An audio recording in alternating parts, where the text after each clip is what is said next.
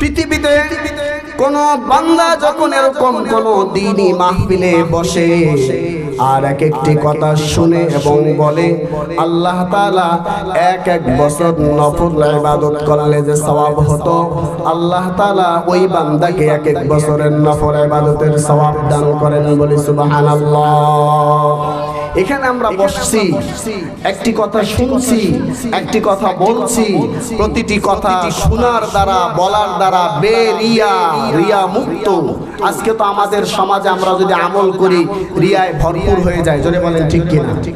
রিয়া কাকে বলে? আমি যদি এই মাহফিলে না বসি তাহলে পাশের লোকটি কি বলবে? এত বয়স হয়ে গেছে এখনো আল্লাহর দ্বীনের কথা হচ্ছে, বসে না। রিয়া তো বলে যখন কোনো বান্দা অন্যকে দেখানোর জন্য মসজিদে যায়, নামাজ পড়ে, মনে করে যে আমি এত বয়স হয়েছে, ছেলেকে বিবাহ দিয়েছি, মেয়েকে বিবাহ দিয়েছি, আমার এত বয়স হয়েছে, দাড়ি সাদা হয়ে গেছে, এখন আমার দাড়ি রাখা দরকার, এখন আমার মসজিদে যাওয়া দরকার, নামাজ পড়া দরকার, তা না হলে মানুষ কি বলবে? মানুষকে দেখানোর জন্য যত রকমের আমল করা হয়, সেই আমলগুলোর সাথে একটি রিয়া শব্দ যুক্ত হয়ে যায়। এরকম যত আমল পৃথিবীতে হয়, এই রিয়াযুক্ত আমলগুলো আল্লাহ আসমান পর্যন্ত পৌঁছে না, আল্লাহর দরবার পর্যন্ত পৌঁছে না। এই রিয়াযুক্ত আমলগুলোকে কালিমাচ্ছন্ন করে কালো কাপড় দিয়ে পেঁচিয়ে ওই আমলকারীর মুখের মধ্যে নিক্ষেপ করা হয়। বলি নাউজুবিল্লাহ। কারণ কি? ওই আমল তাকে অভিশাপ দিতে থাকে, লানত করতে থাকে, বলে তুমি যাকে দেখানোর জন্য আমল করেছো তার থেকে তুমি তোমার প্রাপ্য বুঝে নাও। আল্লাহ তাআলা বলবেন কাল কিয়ামতের ময়দানে এই সকল ব্যক্তিদেরকে উদ্দেশ্য করে বলবেন, তুমি জিহাদ করেছিলে কার জন্য? তুমি নামাজ পড়েছিলে কার জন্য? রোজা রেখেছিলে কার জন্য? তুমি ওয়াজ মাহফিলে বসেছিলে কার জন্য? তুমি যাদের জন্য এই আমলগুলো করেছিলে, আজ কিয়ামতের ময়দানে আমি আল্লাহ রাব্বুল আলামিন এই আমলের কোনো প্রতিদান দেব না, বরং যাদের জন্য, যাদেরকে দেখানোর জন্য, যাদের সন্তুষ্টির জন্য করেছো, তাদের থেকেই তুমি এই আমলের প্রতিদান বুঝে নাও। জোরে বলেন নাউজুবিল্লাহ। আমরা কি চাই আমাদের এই দামি সময়টি রিয়াযুক্ত হয়ে আমাদের আল্লাহ তাআলার নিকট না পৌঁছুক? এটা কি আমরা চাই নাকি? তাহলে আমাদের প্রথমে নিয়তকে পরিশুদ্ধ করতে হবে। হাদিস শরীফে আসছে, রাসূল করিম সাল্লাল্লাহু আলাইহি ওয়াসাল্লাম বলেন, ইন্নামাল আমালু বিন্নিয়াত। পৃথিবীতে আমরা যত কাজ করব, সমস্ত কাজ নির্ভর করবে একমাত্র কিসের উপর? বলি নিয়তের উপর। কিসের উপর? বান্দা যদি নিয়তের মধ্যে আল্লাহর সন্তুষ্টি যদি তার উদ্দেশ্য হয়ে থাকে, তার মাকসাদ যদি আল্লাহর সন্তুষ্টি হাসিল হয়ে থাকে, তাহলে সামান্য পরিমাণ আমল করলো বান্দা, অথচ আল্লাহ রব্বুল আলামিন এই সামান্য পরিমাণ আমলের প্রতিদান দিবেন পাহাড় চেয়ে বেশি। জোরে বলি সুবহানাল্লাহ। আর যখন কোনো বান্দা মানুষকে দেখানোর নিয়তে কোনো আমল করে, কিন্তু কষ্ট করে, সবই করে ঠিক, পাহাড় পরিমাণ আমল করলেও আল্লাহ রাব্বুল আলামিনের কাছে যারা পরিমাণ কোনো প্রতিদান পাবে না। এজন্য আসুন প্রথমে নিয়তকে খালেস করে এখানে আমরা এসেছি, বসেছি, কথা শুনছি, এখন পর্যন্ত অবস্থান করছি, এটি কার জন্য? ভাইরা, আমি জানি আপনারা অনেক ব্যস্ত, আমি এটি বিশ্বাস করি না যে আপনাদের কোনো ব্যস্ততা নাই, তাই আপনারা এখানে বসেছেন। আর যে সকল ভাইরা বসতে পারে নাই, আমি এও বিশ্বাস করি না যে তাদের অনেক বেশি ব্যস্ততা রয়েছে। সবার এরকম অনেক মানুষের সুযোগ রয়েছে বসার, কিন্তু বসতে পারে নাই। অনেকের আপনাদের মধ্যে ব্যস্ততা আছেন কিন্তু বসতে পেরেছেন। এজন্য যারা এখনো দূরে আছেন, আমি অনুরোধ করবো আসুন, বসুন। এক একটি কথা বললে যদি এক বছর বেরিয়া নফল ইবাদতের সওয়াব লেখা হয়, এত বড় ফজিলতপূর্ণ কাজ পৃথিবীতে ছাড়া যায় নাকি? ছাড়া যায় না, কারণ কার কোন সময় হায়াত শেষ হয়ে যায় জানা নাই। জানা আছে নাকি? দাদা থাকতে নাতি চলে যায়, পিতা থাকতে সন্তান চলে যায়, এরকম অবস্থা পৃথিবীতে আছে না নাই? আসার যেমন সিরিয়াল আছে, আমরা বলি যাওয়ার কোনো সিরিয়াল নাই, তাও বিশ্বাস করি। এমনও হতে পারে আজকের রাত আমার আপনার জীবনের শেষ রাত হতে পারে কি পারে না? এমন অনেক মানুষ আছে বয়স 30 বছর, মাত্র এক সন্তানের পিতা, অথচ মালাকুল মউত এসে হাজির হয়ে গেছে আর বলতেছে তোমার হায়াত শেষ হয়ে গেছে, এখনই তোমাকে ধরে নেওয়ার হুকুম হয়ে গেছে আল্লাহর পক্ষ থেকে। বলুন তো দেখি, পৃথিবীর সমস্ত মানুষকে ফাঁকি দিলেও আজরাইলকে ফাঁকি দেওয়া সম্ভব? আমার ভাইয়েরা, এরকম অনেক যুবক খুঁজলে পাওয়া যাবে, মাত্র নতুন বিবাহ করেছে, আজকেই বিবাহ করেছে, নতুন বিবাহ করেছে, নতুন স্ত্রী বাড়িতে নিয়ে এসেছে, বাসর রাত করবে, বিবির সাথে আনন্দ ফুর্তি করবে, সময় কাটাবে। কার হুকুম? তাও আল্লাহর হুকুম।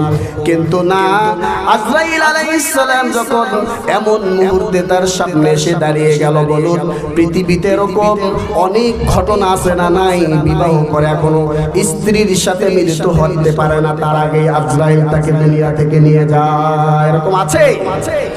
এক সন্তানের জনক, দুই সন্তানের জনক, অনেক স্বপ্ন, একটি বাড়ি করবে, গাড়ি করবে, সন্তানদেরকে সুশিক্ষায় শিক্ষিত করে বাংলা সমাজের মধ্যে প্রতিষ্ঠিত করবে। বুক ভরা স্বপ্ন নিয়ে জীবনের গতিধারা একটি গতির মধ্যে চলছে, দ্রুত গতিতে। হঠাৎ করে মালাকুল মউত আজরাইল আলাইহিস সালাম সামনে হাজির হয়ে গেল। হঠাৎ করে জীবনের দ্রুত গতির এই জীবন ধারাটা মুহূর্তের মধ্যে শেষ হয়ে যায়। ধরে বলেন ঠিক কিনা? সবকিছু শেষ, সবকিছু স্থগিত হয়ে যায়, সবকিছুকে মোহর মেরে দেওয়া হয়, শেষ, আপনার কার্যক্রম শেষ। আপনি আমি মনে করতেছি আমি 60 বছর বাঁচবো, এটা কি নিশ্চিত কিনা? আমি আপনি 70 বছর এই পৃথিবীতে জীবিত থাকবো, আমার দাদার মতো আমার দাড়ি সাদা হবে, আমার দাদার মতো আমার নাতি নাতিন হবে, এটি বিশ্বাস করাটাই, বিশ্বাসের উপর কায়েম থেকে এখন পর্যন্ত আল্লাহ তাআলার পূর্ণ গোলাম না হওয়াটা, বলুন বুদ্ধিমানের কাজ না বোকামির কাজ? কোনো বুদ্ধিমানের কাজ হতে পারে না। এজন্য আমি এই মাহফিলের আওয়াজ যতদূর পর্যন্ত যাচ্ছে, আমি সকল ভাইদেরকে বিনীত অনুরোধ করব, এই মাহফিল আগামীকালকে থাকবে না। জোরে বলেন ঠিক কিনা? আজকে মাহফিল আছে, এই মাহফিল কালকে থাকবে না, কিন্তু এই মাহফিলে আজকে বসার দ্বারা যদি আমার আপনার জীবনের গুনাহ খাতা মাফ হয়ে যায়, বলুন এর চেয়ে সৌভাগ্যশীল আর হতে পারে? যে আল্লাহ তাআলা আমাদেরকে হাত দিয়েছেন, পা দিয়েছেন, চক্ষু দিয়েছেন, কান দিয়েছেন, ব্রেন দিয়েছেন, চিন্তা করার জন্য, ভালো মন্দ পার্থক্য করার জন্য। পৃথিবীতে এরকম অনেক মাখলুক পাওয়া যাবে, কিন্তু তাদেরকে আল্লাহ রব্বুল আলামিন পূর্ণ 3.5 হাত বডির মধ্যে সবকিছু দেন না। এরকম আছে না নাই? হাত পা দেখতে সবল সুঠাম দেহের অধিকারী ঠিক, কিন্তু আল্লাহ রব্বুল আলামিন তার ব্রেনের মধ্যে সামান্য পরিমাণ ব্যতিক্রম করে দেওয়ার কারণে এরকম অনেক মানুষ খুঁজে পাওয়া যাবে, তাদেরকে আমরা সমাজে পাগল বলি। জোরে বলেন ঠিক কিনা?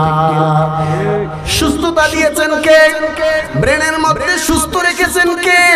যদি আল্লাহ তাআলা ব্রেনের নামক এই চিন্তা শক্তির মধ্যে, ভালো মন্দ পার্থক্য করার এই শক্তির মধ্যে যদি পার্থক্য করে দিতেন, এখন আপনি আমি ওরকম পাগল হয়ে, শীত নাই, বর্ষা নাই, গ্রীষ্ম নাই, কোনো ভেদাভেদ নাই, এরকম যে কোনো সময়, যে কোথাও, যে রকমের কথা বলতে, যে কোনো ধরনের পোশাক পরতে, এমনকি পোশাক ছাড়াও রাস্তাঘাটে ঘোরাফেরা করতাম কিনা? যে আল্লাহ তাআলা আমাদেরকে এত নিয়ামত দিয়েছেন, 3.5 হাত বডিটাই এক একটা মানুষের জন্য আল্লাহ প্রদত্ত একটি আলম, একটি জগৎ। জোরে বলেন সুবহানাল্লাহ। আল্লাহ তাআলা এত সুন্দর করে আমাদেরকে বানিয়েছেন, যদি এক একটি নিয়ামতের আল্লাহ প্রদত্ত দেওয়া এই অঙ্গ প্রত্যঙ্গের নিয়ামতের শুকরগুজার হওয়ার জন্য, শুকরিয়া আদায় করার জন্য যদি আমরা এখনই আল্লাহ রাব্বুল আলামিনের কুদরতি পায়ে সিজদায় অবনত হই, আর কিয়ামত পর্যন্ত মাথা উত্তোলন নাও করি, বলুন আল্লাহ প্রদত্ত এক একটি অঙ্গ নামক এই নিয়ামতের শুকরিয়া আদায় করা সম্ভব কিনা? সম্ভব নয়। কারণ পৃথিবীর সমস্ত বৈজ্ঞানিক মিলেও একজন মানুষের এরকম হাত বানাতে পারবে নাকি, পা বানাতে পারবে নাকি, হজম শক্তি করাতে পারবে নাকি, ব্রেন দিতে পারবে নাকি, এরকম চোখ দিতে পারবে নাকি? বলুন, কোনোটি দিতে পারবে না। এত নাজ নিয়ামত দিয়ে আল্লাহ রব্বুল আলামিন আমাদেরকে 3.5 হাত বডি নামক একটি স্ট্রাকচার দাঁড় করিয়েছেন, একটা বডি দিয়েছেন। এটা দিয়ে আমরা চলছি, বলছি, চিন্তা করছি, ভালো মন্দ পার্থক্য করছি। যদি আমরা যত কদর করতে পারি, কাল কিয়ামতের ময়দানে আল্লাহ রব্বুল আলামিনের কাছে নাজাত পাওয়া যাবে। আর যদি এর যথাযথ ব্যবহার না হয় আল্লাহর হুকুম অনুযায়ী, কাল কিয়ামতের ময়দানে হাত পা চোখ কান অঙ্গ প্রত্যঙ্গগুলোকে আল্লাহ তাআলা বন্ধ করে দিবেন। আর জবানকে বন্ধ করে দিয়ে তাদেরকে জবান খুলে দিবেন। তারা উত্তর দিবে যে আল্লাহ, আমি এই অন্যায় কাজে যেতে চাই না, আমাকে যেতে বাধ্য করেছে। জোরে বলেন ঠিক কিনা? মুখ বলবে, চোখ বলবে, কান বলবে, হাত বলবে, পা বলবে, আল্লাহ, আমি এই বান্দার গভীর রাতে সমস্ত মানুষ ঘুমিয়েছিল, আমি এই বান্দা এমন অন্যায় কাজের দিকে ধাবিত হয়েছিল, আমি চাইলেও এই বান্দা আমার কথা রাখে নাই, সে জোর করে আমাকে ব্যবহার করে সে অন্যায় পথে ধাবিত হয়েছে। জোরে বলেন ঠিক কিনা? এজন্য আমরা কি আল্লাহ প্রদত্ত এই নিয়ামতের শুকরিয়া আদায় করণের লক্ষ্যে আল্লাহর হুকুম অনুযায়ী প্রতিটি কাজ করতে রাজি আছি ইনশাআল্লাহ। আল্লাহ তাআলা আমাদেরকে তৌফিক দান করুন, আমিন। সম্মানিত উপস্থিতি, আজ আমরা মাদ্রাসার মাহফিলে এসেছি। আজ সমাজের যতগুলো শিক্ষা প্রতিষ্ঠান রয়েছে, স্কুল রয়েছে, কলেজ রয়েছে, ভার্সিটি রয়েছে, আছে না নাই? এর মধ্যে মাদ্রাসাও একটি শিক্ষা প্রতিষ্ঠান এই দেশের মধ্যে, এই সমাজের মধ্যে আছে না নাই? আজকে মাদ্রাসা শিক্ষার গুরুত্বটা কি, এটি যদি আমরা উপলব্ধি করতে পারতাম, তাহলে আমরা এই কথা প্রশ্ন করতাম না মাদ্রাসায় পড়ে কি হবে। জোরে বলেন ঠিক কিনা? বরং উল্টা প্রশ্ন হতে পারত যে মাদ্রাসায় না পড়লে কি হবে। জোরে বলেন ঠিক কিনা? আজ আমরা প্রশ্ন করি মাদ্রাসায় পড়ে কি হবে, অথচ উত্তর প্রশ্ন হওয়া দরকার ছিল একজন মুসলিমের যে মাদ্রাসায় না পড়লে কি ক্ষতি হতে পারে, সেই প্রশ্নটি উত্থাপিত হওয়া দরকার ছিল কি ছিল না? কিন্তু না, আজকে আমরা মাদ্রাসাকে খাটো করার জন্য, ছোট করার জন্য, হেয় প্রতিপন্ন করার জন্য আমরা এই প্রশ্ন উত্থাপন করি যে মাদ্রাসায় পড়ে কি হবে। জোরে বলেন নাউজুবিল্লাহ। অথচ সমাজের মধ্যে মাদ্রাসা শিক্ষা আজকে এমন ভাবে প্রতিষ্ঠা লাভ করেছে, প্রতিষ্ঠিত হয়েছে আজকে মাদ্রাসাগুলো। আজ সমাজের ভালো মানুষ তৈরির কারখানা হলো মাদ্রাসা। করে বলেন ঠিক কিনা? আজকে সমাজের আলেম তৈরির কারখানা, হাফেজে কোরআন তৈরির কারখানা। মদ নেশা মুক্ত কোনো মানুষ যদি তৈরি হয় সেটা হলো মাদ্রাসা। করে বলেন ঠিক কিনা? সমাজের মধ্যে সুদখোর, ঘুষখোর, বেনামাজি, ফাসিক, ফুজ্জার, সন্ত্রাস তৈরি হয় না এমন কোন প্রতিষ্ঠান যদি থাকে, সেই প্রতিষ্ঠানের নাম কি বলুন? সেই প্রতিষ্ঠানের নাম হলো মাদ্রাসা। সেই প্রতিষ্ঠানের নাম কি? আজকে দেখুন জাগতিক শিক্ষায় শিক্ষিতদের অবস্থা, জাগতিক শিক্ষা প্রতিষ্ঠানগুলোর অবস্থা দেখলে আমরা দিকে অস্ত্রের ঝনঝনানি, সন্ত্রাসী কর্মকাণ্ড। সেখান থেকে যারা বের হচ্ছে ধর্মীয় মূল্যবোধ না থাকার কারণে, ধর্মীয় শিক্ষা তাদের মধ্যে না থাকার কারণে আজকে তাদের মধ্যে আজকে অন্যায় অপকর্মের কোনো শেষ নাই। ধরে বলেন ঠিক কিনা?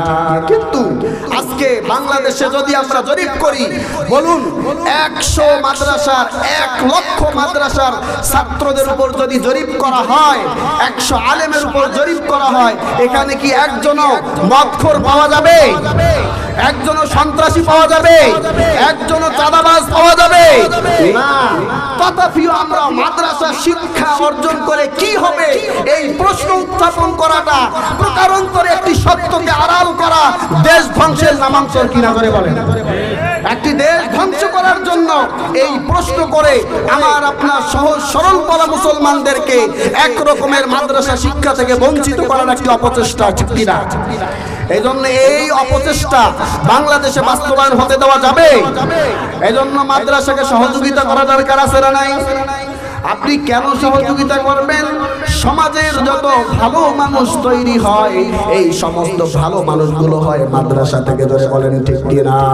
যদি ভালো মানুষ না হয় ভালো সমাজ হয় না, ভালো সমাজ না হলে ভালো দেশ হয় না, ভালো দেশ না হলে সেই দেশের জনগণ ভালোভাবে শান্তিতে থাকতে পারে না, ঠিক কিনা? এই জন্য আমরা যদি সমাজ ভালো করতে চাই, দেশ ভালো করতে চাই, দেশের শান্তি বিরাজ করুক, এটা যদি আমাদের প্রত্যাশা হয়, তাহলে মাদ্রাসা শিক্ষার বিকল্প কোনো পথ নাই। ধরে বলেন ঠিক কিনা? এই জন্য মাদ্রাসা শিক্ষা সমাজের প্রতিটি রন্ধে রন্ধে ব্যাপকভাবে প্রসারিত হোক, সম্প্রসারিত হোক, মাদ্রাসা শিক্ষা বিস্তৃতি লাভ করুক। আমরা চাই কি চাই না? কেন চাই? এখন বলবেন যে হুজুর জাগতিক শিক্ষাও তো প্রয়োজন আছে, আছে না নাই? আপনার বাংলা, অঙ্ক, ইংরেজি এগুলো দরকার আছে না নাই? জানা দরকার আছে, এগুলো জানা দরকার আছে, কিন্তু এগুলো তো মাদ্রাসা শিক্ষার মধ্যেই রয়েছে। ধরে বলেন ঠিক কিনা? আপনি মাদ্রাসা শিক্ষার একজন ছাত্রকে আপনি বাংলা জিজ্ঞাসা করেন, তৃতীয় শ্রেণীতে পড়ে, তাকে জিজ্ঞাসা করেন, আবার যারা জাগতিক শিক্ষা যেগুলো মাদ্রাসা শিক্ষা নয়, স্কুলের মধ্যে আমাদের যে স্কুলগুলো রয়েছে সেখানে ছাত্রদের সাথে আপনি প্রতিযোগিতা করান, একজন তৃতীয় শ্রেণীর ছাত্র আর স্কুলের একজন তৃতীয় শ্রেণীর ছাত্র, আপনি উভয়কে বাংলা, অঙ্ক, ইংরেজিতে প্রতিযোগিতা দেন, ইনশাআল্লাহ অনেক ক্ষেত্রে মাদ্রাসার ছাত্ররাই ফার্স্ট হবে ইনশাআল্লাহ। সমানভাবে পড়ানো হচ্ছে। অতিরিক্ত আপনি কি পাচ্ছেন? অতিরিক্ত পাচ্ছেন এখানে আপনার সন্তান কালিমা শিখছে, হাদিস শিখছে, মাসআলা শিখছে। একজন মানুষ জন্মের পর থেকে নিয়ে মৃত্যু পর্যন্ত কিভাবে চলবে, কোন কাজ কিভাবে করবে, সব কিছু আল্লাহর হুকুম অনুযায়ী, রাসূলের তরিকা অনুযায়ী করতে পারে, এই পূর্ণ শিক্ষাটা মাদ্রাসায় দেওয়া হয়। বলেন ঠিক কিনা?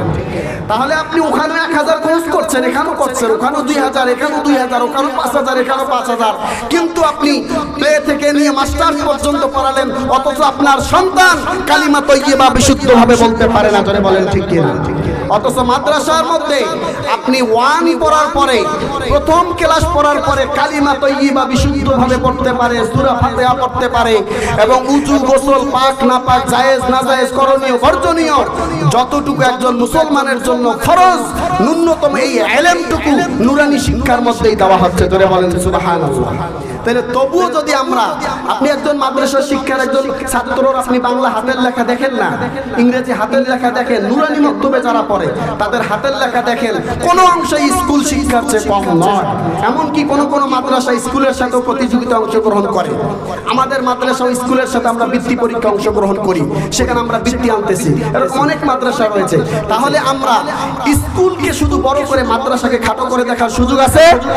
স্কুলগুলো আমাদের প্রতিষ্ঠান, আমাদের সন্তানরাই পড়ায়, আমরা মাদ্রাসাগুলো তো আমাদের সন্তানদেরকে দিব। তবে যদি কেউ দুনিয়া ও আখিরাতের কল্যাণ চায়, লাভ চায়, তাহলে মাদ্রাসা শিক্ষাই বর্তমান সময়ের সবচেয়ে উপযোগী শিক্ষা। করে বলেন ঠিক কিনা? এই জন্য আমরা আসুন মাদ্রাসাগুলোকে সহযোগিতা করতে রাজি আছি ইনশাআল্লাহ। আমরা সহযোগিতার অনেক সূরত রয়েছে। কোন মাদ্রাসা আর্থিকভাবে দান নেয়, সহযোগিতা নেয়, আমরা সেখানে সহযোগিতা করব। যে সকল মাদ্রাসা আর্থিকভাবে দান সদকা নেয় না, সেখানে ছাত্র দিয়ে হলো সহযোগিতা করব, সেখানে পরামর্শ দিব। সবচেয়ে ন্যূনতম সহযোগিতা হলো ওই মাদ্রাসার কোনো বিরোধিতা না করা। ধরে বলেন ঠিক কিনা? হ্যাঁ, যদি কোনো অসঙ্গতি লক্ষণ আমাদের পরিলক্ষিত হয়, যদি আমরা দেখতে পারি, তাহলে সেটা আমরা আদবে হিকমতে ওই মাদ্রাসা কর্তৃপক্ষকে আমরা অবহিত করব সংশোধনের জন্য। এজন্য আসুন, এই দেশ যদি সুন্দরভাবে বিনির্মাণ করতে চাই, তাহলে আমরা দুর্নীতি, দুঃশাসন মুক্ত করতে চাই, মাদ্রাসা শিক্ষায় শিক্ষিতদেরকে সমাজে, রাষ্ট্রে, প্রতিটি ক্ষেত্রে যদি তাদেরকে প্রতিষ্ঠিত করতে পারি, তাহলে এই সমাজ ভালো হবে, দেশ ভালো হবে। আর একটি উদাহরণ বলে আমি শেষ করছি। আপনারা জানেন আমাদের এই 54 বছরে যত মন্ত্রী পরিষদ হয়েছে আমাদের বাংলাদেশে, যতগুলো, এই মন্ত্রী পরিষদের মধ্যে কওমি মাদ্রাসা পড়ুয়া কোনো আলেম, দাওরা ফারেক করা কোনো আলেমকে কোনো সময় মন্ত্রী বানানো হয় না। এইবার কিছু সময় বিক্ষিপ্তভাবে হলেও, কিছু জায়গায় এমপি হলেও সাময়িকভাবে, কিন্তু এইভাবে সুযোগ দিয়ে কাজ করার মতো আর হয় নাই। এইবার অন্তর্বর্তীকালীন সরকারে একজন ধর্ম উপদেষ্টা নিয়োগ দেওয়া হয়েছে। আপনারা তার নাম জানেন? ডক্টর আফম খালিদ। ডক্টর আফম খালিদ মাওলানা, উনি কওমি মাদ্রাসার ছাত্র, আলিয়া মাদ্রাসার ছাত্র, ভার্সিটির ছাত্র, উনি তিনও শিক্ষায় শিক্ষিত, উনি আমাদের ধর্ম উপদেষ্টা। আপনারা দেখেছেন বাংলাদেশের ইতিহাসে হজ করার পরে টাকা অতিরিক্ত হয় কি হয় না এই বিষয়টি মানুষ জানতোই না। জোরে বলেন ঠিক কিনা? এইবারের ধর্ম উপদেষ্টা একজন মাদ্রাসা পড়ুয়া ছাত্র হওয়ার কারণে এদেশের জনগণকে চোখে আঙ্গুল দিয়ে দেখিয়ে দিয়েছে যে হজ করার পরে আপনার টাকা যা জমা দিয়েছিলেন হজ করার জন্য রাষ্ট্রীয়ভাবে, সেই হজ করার পরে অতিরিক্ত যে টাকা জমা হয়েছে এই টাকা প্রত্যেক হাজির অ্যাকাউন্টে পুনরায় ফেরত দেওয়া হয়েছিল। বলে আলহামদুলিল্লাহ। এরকম আলেম যদি বাংলাদেশের প্রতিটি মন্ত্রী পরিষদের মধ্যে, বাংলাদেশের 300 আসনের মধ্যে এরকম আলেম ভালো মানুষগুলোকে যদি আমরা নির্বাচিত করতে পারি, তাহলে এই সমাজ থেকে সব রকমের দুর্নীতি দূর হবে। এরকম হবে না বাংলাদেশ 54 বছরের মধ্যে 5 বার বিশ্বের দরবারে দুর্নীতিতে চ্যাম্পিয়ন হয়েছিল। ভালো মানুষগুলোকে যদি আমরা, আলেম ওলামাকে যদি আমরা এই সমাজের দায়িত্ব দিতে পারি, রাষ্ট্রের দায়িত্ব দিতে পারি, তাহলে সত্যিকার অর্থে বুকে হাত দিয়া বলুন এই সমাজ এই রাষ্ট্র ভালো হবে কি হবে না? ভালো হবে। ভালো করতে চাইলে ভালো মানুষের প্রয়োজন রয়েছে। এই জন্য একেবারে তৃণমূল থেকে ঊর্ধ্বতন পর্যন্ত, গ্রাম থেকে নিয়ে একেবারে সেই সচিবালয় পর্যন্ত, সেই মন্ত্রী পরিষদ পর্যন্ত ভালো মানুষ নির্বাচনের সময় এসেছে। আসুন সেই সময়টাকে আমরা কাজে লাগিয়ে আমি আপনার প্রত্যেকের দায়িত্বটি যতভাবে পালন করি, আল্লাহ তাআলা আমাদেরকে সেই দায়িত্ব পালনের তৌফিক দান